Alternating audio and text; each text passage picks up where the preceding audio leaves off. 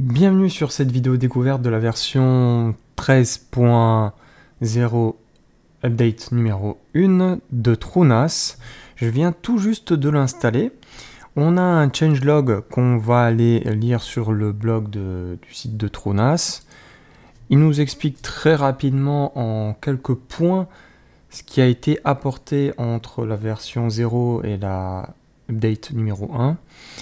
Donc, il rappelle que TrueNAS fait des efforts de qualité, de stabilité, comme d'habitude. Ils expliquent ce qui a été fait pour la version 13.0, ici.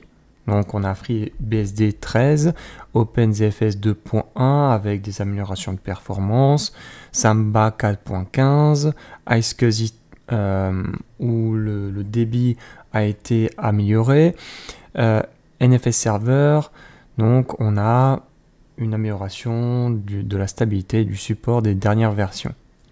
Alors, nous, ce qui nous intéresse, c'est ça. On a évidemment plus de 100 bugs qui ont été fixés, des améliorations, et l'essentiel, c'est qu'on a maintenant une alerte proactive quand il y a des soucis de capacité. On a une amélioration de la réplication ZFS. On a, alors ça nous intéresse pas du tout, mais pour les grosses boîtes, les grosses entreprises, c'est très intéressant. Quand on commence à passer le stade des milliers de disques, moi j'en ai que 2, donc ça ne me concerne pas, eh bien visiblement le scaling a été amélioré.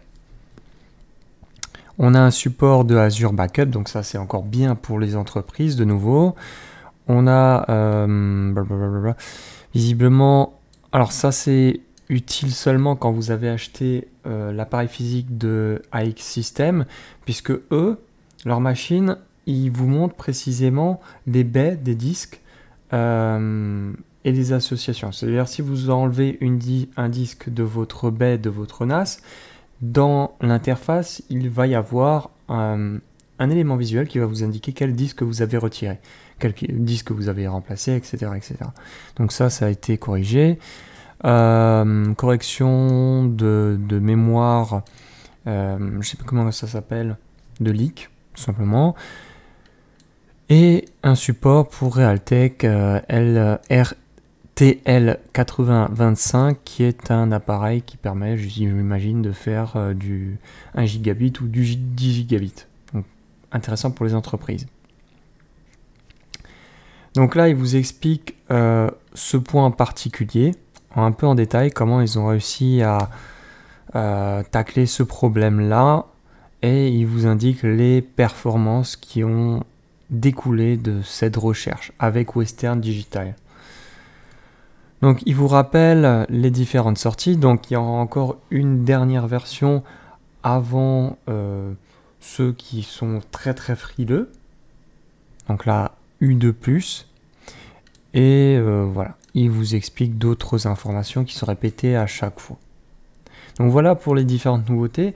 Je n'ai pas constaté pour le moment de bug. Alors, je suis passé de la version 12.0 update 8 à la version update 1 et j'ai eu un souci, notamment quand j'ai voulu lancer OBS. OBS il est sur le serveur. J'ai simplement un raccourci sur mon bureau qui ouvre tous les exécutables qui sont sur mon serveur. À ce moment-là, j'ai eu un souci parce que OBS ne pouvait pas accéder aux fichiers en écriture. Je ne sais pas pourquoi, il y a eu un bug de cette mise à jour. Du coup, j'ai dû réinitialiser tous les droits ACL. Et si jamais ça vous arrive, j'ai fait 2 tutos. Un, celui-ci qui est assez facile, on passe par l'interface. Donc c'est plutôt cool. Et un deuxième, si l'interface est buggée, on peut passer en ligne de commande. Donc forcer le passage pour pouvoir débloquer les droits d'accès, les droits de lecture, d'écriture.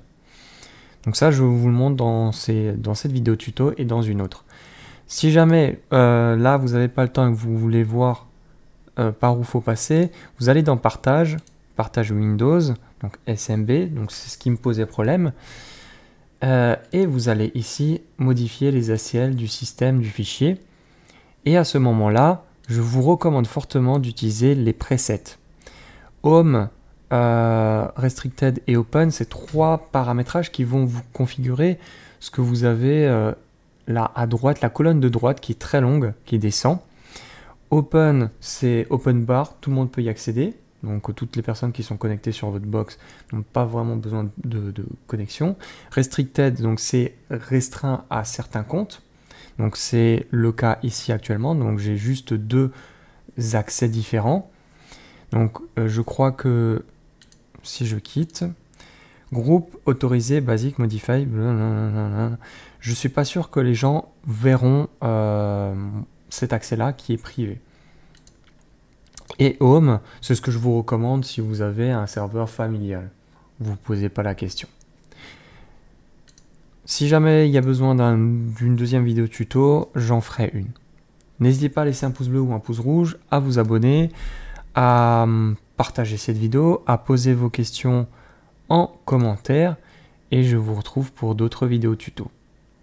A plus!